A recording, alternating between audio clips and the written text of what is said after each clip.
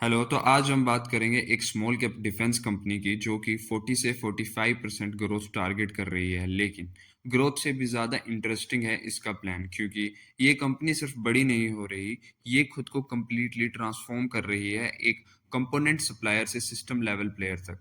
और अब ये एक्सप्लोसिव और वॉरहेड सेगमेंट में भी एंटर कर रही है। लेकिन अब सवाल ये आता है कि क्या ये अपॉर्चुनिटी हो सकती है या फिर नहीं। लेकिन सबसे पहले हम इस सेक्टर का थोड़ा-सा देख लेते हैं, क्योंकि इंडिया अब अपने डिफेंस सेक्टर में एक बड़ा ट्रांसफॉर्मेशन कर रहा है। और अगर आप ग्लोबल लेवल पर देखो तो रशिया यूक्रेन वॉर अभी तक चल रही है, और मिडिल ईस्ट में भी इजराइल और ईरान टेंशन जो है वो बढ़ रहा है, और यूएस भी अब इनडायरेक्टली इन्वॉल्व हो रहा है। मतलब कि जो दुनिया है ना, वो एक अनसर्टेन फेज में एंटर कर रही है, वॉर्स एंड ऑल। और इसी वजह से क्या है कि हर कंट्री जो है वो अपने डिफेंस कैपेबिलिटीज को स्ट्रोंग करना चाहती है और वहां पे फोकस कर रही है। अब जो इंडिया है वो भी इसमें पीछे नहीं है, क्योंकि हमारी जो गवर्नमेंट है वो कंटिन्यूसली डिफेंस बजट इंक्रीज कर रही है, और सबसे इम्पोर्टेंट फोकस शिफ्ट हो रहा है इंडिजिनियस मैन्युफैक्चरिंग पे, यानी कि मेक इन इंडिया। मतलब कि जो कि पहले जितने भी हम कंपोनेंट्स और सिस्टम बाहर से इंपोर्ट करते थे, अब वो इंडिया के अंदर ही डेवलप हो रहे हैं। और इसी शिफ्ट की वजह से डिफेंस सेक्टर में एक मैसिव अपॉर्चुनिटी क्रिएट हो रही है, स्पेशली उन कंपनीज के लिए जो कि हाईटेक सिस्टम्स बना रही है। और ऐसी ही एक बहुत इंटरेस्टिंग कंपनी है अपोलो माइक्रोसिस्टम। तो आज हम इस कंपनी को डिटेल में समझेंगे, इनका बिजनेस मॉडल, इनका ट्रांसफॉर्मेशन, और मैनेजमेंट ने जो ग्रोथ गाइडेंस दी है वो ये कैसे अचीव कर सकते हैं। उससे पहले एक छोटा सा चैनल इंट्रो। यहाँ पर हम स्मॉल कैप, माइक्रो कैप और इमर्जिंग कंपनीज को कवर करते हैं जिनमें लॉन्ग टर्म में अच्छा रिटर्न पोटेंशियल जनरेट करने का पोटेंशियल हो सकता है। अगर आप ऐसी कंपनीज को डिटेल में समझना चाहते हो तो चैनल को सब्सक्राइब करना मत भूलना। तो अब देखते हैं इसका बिजनेस मॉडल। तो जो अपोलो माइक्रो सिस्टम है वो सिर्फ एक असेंबलर नहीं है, ये इंडिया के डिफेंस इकोसिस्टम में क्रिटिकल इलेक्ट्रॉनिक सिस्टम्स के डिजाइनर और डेवलपर है। अब इनके प्रोडक्ट पोर्टफोलियो को सिंपल टर्म्स में समझते हैं। तो फर्स्ट है होमिंग एंड गाइडेंस इलेक्ट्रॉनिक्स। ये आप ना इनकी आईज समझ सकते हो, ये मिसाइल्स और टॉर्पेडोज के लिए गाइडेंस और कंट्रोल इलेक्ट्रॉनिक्स बनाते हैं। ये सिस्टम टारगेट को डिटेक्ट करने और उसकी डायरेक्शन मेंटेन करने में हेल्प करते हैं। बिना इनके एक जो मिसाइल है वो इफेक्टिवली अपना टारगेट अचीव नहीं कर पाएगा। मतलब अब सेकंड जो है वो है फायर कंट्रोल सिस्टम। इसको आप मतलब ब्रेन की तरह समझ सकते हो। ये डिसाइड करता है कि कब, कहाँ और कैसे फायर करना है। ये real time battlefield data process करता है। मतलब ये हर स्ट्राइक का डिसीजन मेकिंग इंजन है। अब थर्ड है इसका डायरेक्टेड एनर्जी सिस्टम। और अब यहाँ से जो चीज़ें हैं वो काफ़ी इंटरेस्टिंग हो जाती हैं, क्योंकि अपोलो को डीआरडीओ से लेज़र बेस्ड सिस्टम और ईओ ट्रैकिंग टेक्नोलॉजीज के लिए टेक्नोलॉजी ट्रांसफर मिला हुआ है। ठीक है, इसका मतलब हाई पावर्ड लेजर सिस्टम्स जो बिना बुलेट्स या एक्सप्लोजिव्स के ड्रोन्स जैसे टारगेट को डिस्ट्रॉय कर सकते हैं। इसको आप याद रखना। अगला है anti drone system. Anti drone system जो है वो एक कंप्लीट सोल्यूशन होता है। अपोलो इसमें सॉफ्ट किल जिसमें सिग्नल जैमिंग किया जाता है, और हार्ड किल यहाँ पर लेजर या इंटरसेप्टर बेस्ड डिस्ट्रक्शन किया जाता है। दोनों कैपेबिलिटीज डेवलप कर रहा है, और यहीं पर वो टेक्नोलॉजीज यूज होंगी जो इन्हें डीआरडीओ से ट्रांसफर हुई थी। अब ये देखते हैं कि इनके जो भी सिस्टम्स जो ये बनाते हैं ये कहाँ पर यूज होते हैं। तो ये अलग अलग डीआरडीओ और डिफेंस प्रोग्राम्स में यूज होते हैं, जैसे कि मिसाइल सिस्टम्स में, रडार प्लेटफॉर्म और इलेक्ट्रॉनिक वॉरफेयर एप्लीकेशंस में। मतलब ये इंडिया के डिफेंस इकोसिस्टम का एक इम्पोर्टेंट बैकएंड प्लेयर है। अब ना देखते हैं अपोलो की एक रियल स्ट्रेंथ क्या है। ठीक है, इनके जो ज्यादातर प्रोडक्ट्स हैं वो डीआरडीओ के इंडिजिनियस प्रोग्राम्स का एक हिस्सा है। और डिफेंस में ना सबसे बड़ा फैक्टर होता है ट्रस्ट। गवर्नमेंट जो है वो इजीली वेंडर चेंज नहीं करती, क्योंकि स्विचिंग कॉस्ट जो होता है वो काफ़ी ज़्यादा हाई होता है, और टेस्टिंग साइकिल्स भी काफ़ी लॉन्ग होती हैं। मतलब कंपटीशन बहुत ज़्यादा कम हो जाता है, और एक बार अगर आप सिलेक्ट हो गए तो लॉन्ग टर्म रिलेशनशिप्स बन जाते हैं। और यहीं पे जो अपोलो है इसका एक बहुत ज़्यादा एडवांटेज है। अब बात करते हैं इनके एक बोल्ड मूव पर, क्योंकि लेट 2025 में अपोलो ने जीओसीएल कॉरपोरेशन से आइडियल एक्सप्लोसिव्स एक्वायर किया। जैसे कि नाम से पता लग रहा है ये एक्सप्लोसिव्स बनाते हैं। लेकिन जब इसे एक्वायर किया गया था तब आइडियल एक लॉस मेकिंग यूनिट थी। और यहीं पर आता है कि इम्पोर्टेंट ट्रिगर, क्योंकि मैनेजमेंट ने फेब 2026 के कॉन कॉल में क्लियर बोला कि आइडियल को जल्दी से जल्दी एबिटा ब्रेक इवन पर लाना है, और उसके बाद इसे पैट पॉजिटिव बनाना है। मतलब सिंपल है, लॉस मेकिंग बिजनेस को प्रॉफिट इंजन में कन्वर्ट करना है। और अब हमें बस एक चीज़ ट्रैक करनी है कि क्या मैनेजमेंट इस टर्न अराउंड को एग्जीक्यूट कर पाती है या फिर नहीं कर पाती है। और अगर ये प्रॉपरली एग्जीक्यूट हो जाता है तो ऑब्वियसली ये काफ़ी एक इंटरेस्टिंग चीज़ बन जाती है। अब ना इसके अलावा जो अपोलो है वो एक्सपैंड कर रहा है, ये एग्रेसिवली स्केल बिल्ड कर रहा है। ये हैदराबाद में ना 300 करोड़ इन्वेस्ट कर रहे हैं इंटीग्रेटेड वेपन्स फैसिलिटी में। And what will they make, यहाँ मैन्युफैक्चर होंगे एक तो ग्रेड रॉकेट्स बैटलफील्ड में एरिया अटैक के लिए, then anti submarine rockets navy के लिए अंडर वाटर थ्रेट्स को डिस्ट्रॉय करने के लिए, and in the last anti tank missiles enemy tanks को इमोबिलाइज करने के लिए, मतलब डायरेक्ट कॉम्पैक्ट यूज प्रोडक्ट्स।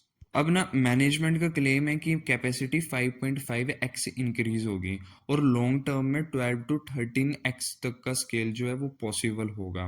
तो इन लास्ट ना आइडियल के एक्विजिशन के बाद अपोलो सिर्फ एक कंपोनेंट सप्लायर नहीं रहा, पहले वो सिर्फ इलेक्ट्रॉनिक्स देता था, राइट। बट अब क्या है कि उनके पास इलेक्ट्रॉनिक्स ऑलरेडी हैं, एक्सप्लोसिव्स जो है वो आइडियल के थ्रू आ जाएंगे और इंटीग्रेशन फैसिलिटी जो है वो बिल्ड हो रही है। मतलब अब Apollo complete weapon systems assemble और डिलीवर करने की कैपेबिलिटी बिल्ड कर रहा है, और यही शिफ्ट जो है उसे टायर वन डिफेंस ओईएम बनाने के लिए, मतलब उसकी डायरेक्शन में लेके जाता है। तो अगर एग्जीक्यूशन सही हुआ तो अपसाइड भी उतना ही पावरफुल हो सकता है। अब आते हैं एक और इम्पोर्टेंट चीज पर, जो कि है इनकी लेटेस्ट कॉन कॉल, और उसमें कुछ इंपॉर्टेंट पॉइंट्स को देखते हैं। तो सबसे पहले मैनेजमेंट ने अगले 3 साल के लिए कोर बिजनेस में 40% कैगर ग्रोथ के लिए कहा है, और ये सिर्फ उनके कोर बिजनेस से है, जो कि ज़्यादा हो सकती है। वो कैसे, क्योंकि इन्होंने आइडियल का भी एक्विजिशन किया है, उसकी जो ग्रोथ है वो इसमें बोनस की तरह ऐड हो सकती है।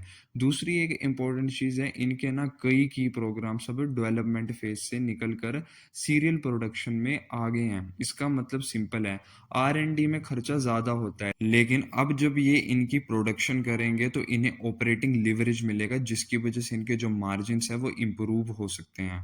और लास्ट में ना मैसिव कैपेसिटी एक्सपेंशन, तेलंगाना में मिली लैंड के साथ ना वो 2030 तक एक डिफेंस जाइंट बनने की तैयारी में है। अब इस कंपनी की कुछ फाइनेंशियल मैट्रिक्स को देखते हैं। तो इस कंपनी का लगभग जो मार्केट कैप है वो इस टाइम 7061 करोड़ है। पीई की बात करें तो वो 80 का है। यानी कि ये जो कंपनी है ये महंगी है, इसका वैल्यूएशन महंगा है, लेकिन अगर फ्यूचर में ग्रोथ ठीक ठाक होती है तो ये जस्टिफाई हो सकता है। इसका करंट आरओई 10 का है और आरओसीई 14 है। फेस वैल्यू की बात करें तो वो सिर्फ एक है, और ऑर्डर बुक भी देख लेते हैं, वो इस टाइम 1305 करोड़ है। रिसेंट रिजल्ट्स की बात करें तो Q3 FY 2026 में रेवेन्यू 252 करोड़ रहा था, और जो कि 70% ईयर ऑन ईयर जंप था। अब डिफेंस बिजनेसेस में ना एक कॉमन प्रॉब्लम होती है, कंपनी प्रोडक्ट तो डिलीवर कर देती है लेकिन पेमेंट्स गवर्नमेंट से डिले आते हैं, जिस वजह से रिसीवेबल्स बढ़ते रहते हैं और कंपनी का कैश अटका रहता है, लेट आता है। अब प्रॉब्लम तब स्टार्ट होती है जब कंपनी एग्रेसिवली ग्रो करती है, ऑर्डर्स बढ़ते हैं लेकिन कैश उतनी फास्ट नहीं आता, और यहाँ से वर्किंग कैपिटल स्ट्रेस बिल्ड होता है। अगर फ्यूचर में कैश फ्लो इंप्रूव नहीं हुआ तो कंपनी के पास लिमिटेड ऑप्शंस बचेंगे, या तो डेप्ट लेना पड़ेगा या फिर इक्विटी डाइल्यूट करनी पड़ेगी, और दोनों ही केसेस में क्या होता है, शेयर होल्डर्स पर प्रेशर आता है। अभी तक तो होगी ना इसको लेके ये सारी अच्छी बातें, लेकिन यहाँ पे एक और चीज है कि अगर स्टोरी इतनी ज्यादा इंटरेस्टिंग है तो फिर इंस्टीट्यूशनल इन्वेस्टर्स एग्जिट क्यों कर रहे हैं। तो अगर हम डाटा देखें ना तो एफआईआई होल्डिंग 9% से गिर के 4.9% तक आ चुकी है। तो इसके पॉसिबल रीजंस क्या हो सकते हैं। तो सबसे पहला रीजन जो है वो हो सकता है वैल्यूएशन। स्टॉक का जो पीई है वो काफी हाई लेवल्स पर ट्रेड कर रहा है। इस स्टेज पर क्या होता है कि कई इंस्टीट्यूशंस जो हैं वो प्रॉफिट बुकिंग प्रेफर करते हैं। अब इसका पॉसिबल रीजन जो सेकंड है वो क्या हो सकता है कि uncertainty around ideal turn around. इन्होंने जो आइडियल की एक्विजिशन की है उसमें क्या है कि इंस्टीट्यूशंस जो है वो जनरली वेट करते हैं कि सबसे पहले एग्जीक्यूशन दिखे, फिर वो लार्ज पोजीशन जो है वो बिल्ड करते हैं। और एक और बात अगर हम ध्यान से देखें ना तो बहुत ही कुछ थोड़े हद तक है, लेकिन प्रोमोटर्स ने भी इसमें बाइंग की हुई है। तो अब इस कंपनी के कुछ रिस्क को देखते हैं, क्योंकि वो भी जानना काफ़ी ज़्यादा ज़रूरी है। तो इसका पहला रिस्क है आइडियल का टर्न अराउंड। अगर इस बिज़नेस को प्रॉफ़िटेबल बनाने में डिले हुआ, तो ये अपोलो के कंसोलिडेटेड प्रॉफ़िट्स को ड्रैग करेगा। सेकंड, वैल्यूएशन ऑलरेडी काफ़ी हाई है। ऐसे में अगर ग्रोथ एक्सपेक्टेशंस मिस हुई या एग्ज़ीक्यूशन स्लो हुआ, तो स्टॉक में शार्प करेक्शन आ सकता है। थर्ड, कंपनी ग्रो तो करेगी, लेकिन अगर रिसीवेबल्स भी साथ में बढ़ते हैं, तो कंपनी का कैश कस्टमर्स के पास अटका रहेगा, और यहाँ से क्या होता है कि वर्किंग कैपिटल स्ट्रेस बिल्ड होता है। फोर्थ, प्रमोटर शेयर्स का प्लस 34%, ये एक रेड फ्लैग है। अब फिफ्थ की बात करें तो वारंट्स का कन्वर्शन, इससे शेयर्स की सप्लाई बढ़ती है, जो शॉर्ट टर्म में प्राइस को प्रेशर दे सकता है। अब फाइनली इसके कंक्लूजन की बात करते हैं। अपोलो माइक्रोसिस्टम एक ऑर्डिनरी कंपोनेंट मेकर से फुल सिस्टम इंटीग्रेटर बनने के रास्ते पर है।